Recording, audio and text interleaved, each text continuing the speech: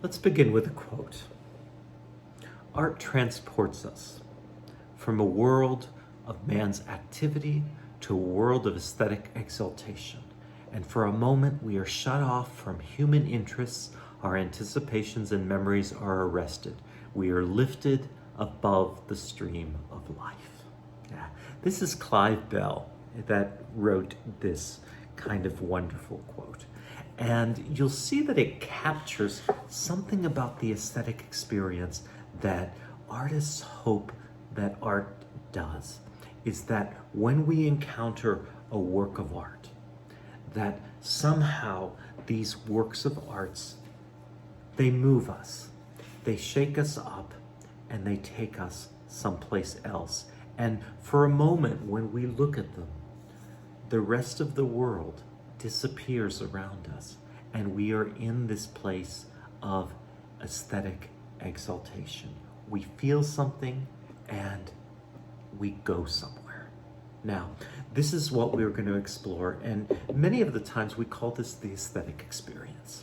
Yeah. And the aesthetic experience is different from ordinary qualitative life. And we're looking for something that's exceptional. And I think that many artists, that's what they think of as the goal when they seek to make a work of art. That when we look at it, when we're surrounded by this art, there's a fascination we have with it, and that fascination, we praise it, that fascination becomes a symbolic part of our reality, and we feel something here that does something to us. Yeah. Now, there is debate whether this exists. So, and if we go down the rabbit hole of examining this debate, it really takes us back to even the criticisms we talked about with Northrop. Are there certain universally aesthetic perceived characteristics that somehow we can all feel with an aesthetic experience? Yeah.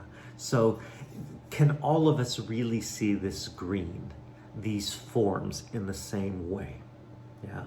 And there is a branch of aestheticians that feel like when we encounter objects like these, what we're encountering is a taught system, that we understand that this is a Korean style, and that these styles and these forms take us to that place and our knowledge that we've been taught about those things, how we garner those feelings and how we garner those thoughts, and they might argue that perhaps we all experience these colors differently. Now, I adore the neuroscientists right now because the neuroscientists are tackling some of those problems. And what they're finding is they're finding incredible ways that all of us can encounter an object if we're open to it, and we see similarities and we experience similarities in thinking that is beautiful in how that is painting, that there's something about that that's just a kind of miraculous thing. Yeah. Now, there really is no scientific proof, and I'm waiting for the day that perhaps we have some with that.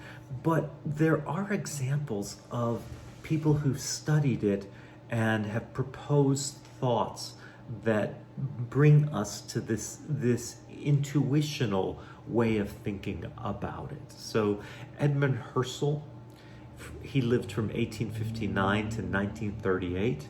He created a branch of philosophy called phenomenology. And it was the study and a method of how we garner meaning from our direct experiences. So that some of you would say, when we look at a dance, there is something about being amongst the phenomenology, the phenomenon of the dance, that we know it's a dance when it's occurring. Yeah. And that there's something special about that. Some can say the same about this danchong or this celadon, that there is something here, there is a phenomenon here that somehow works, that becomes greater than these parts, and it becomes a thing. Yeah, many of us as artists are always looking to make work happen, and we know it happens when it's like there's something there to that. Yeah. Also, in Indian aesthetics, Indian philosophers have looked for what they call the rasa of an object. Now, the rasa is this intrinsic feeling that this gives us. And I quite like that idea that when we encounter something, we can have these intrinsic feelings from that work. I think that happens in dance all the time, and I think it happens in the arts all of the time. Yeah. Now, when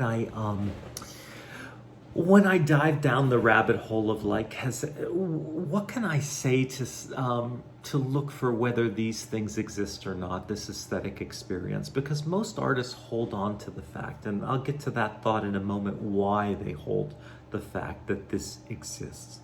And my investigation took me to philosophers who were really dealing with consciousness, because it takes us to how do we know things exist? How do we know, and how do we experience this world around us? And this is a quote by Susan Blackmore, which I quite adore, because Susan Blackmore in her book Consciousness said, "I may wonder whether your experience of green is the same as mine, or whether coffee has the same exact smell to you that it does to me. But I can never find out.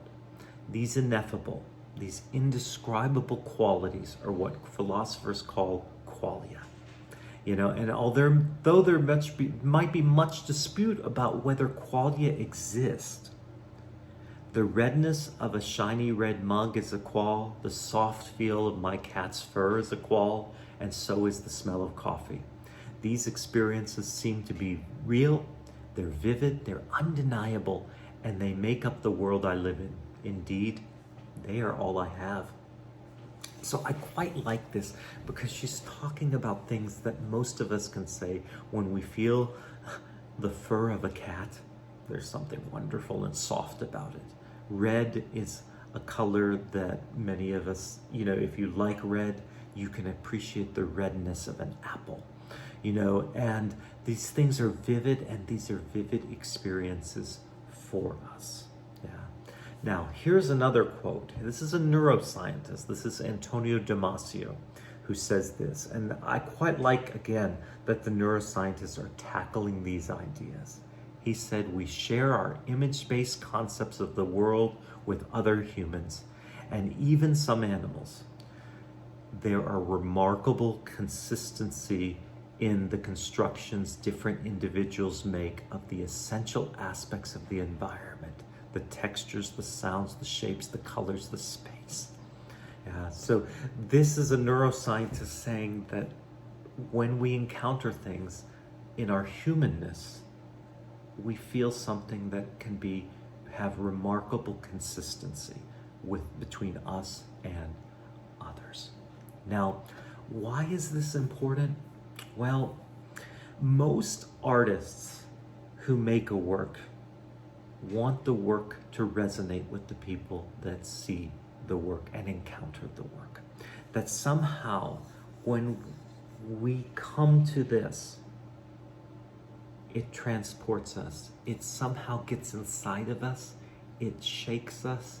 It makes us feel something, and it pushes us to feel more about the world. And it transports us, and many of us will say it moves us. Now, I love that idea that it moves us, because we don't physically move, but the encounter with the art object, the dance, the theater, it gets inside of us, and it changes and it moves us. It takes us someplace else. Now, this is, I think, a metaphor that most artists all think. And I would say that it's the bullseye. That when someone wants to shoot a bullseye, that when they really want to hit the mark with their artwork, it's the aesthetic experience that they want from the person seeing it, that they want to create something that somehow becomes meaningful. All of this lecture, we're going to look at the aesthetic experience, and we're going to look at this metaphor, whether it exists or it doesn't exist.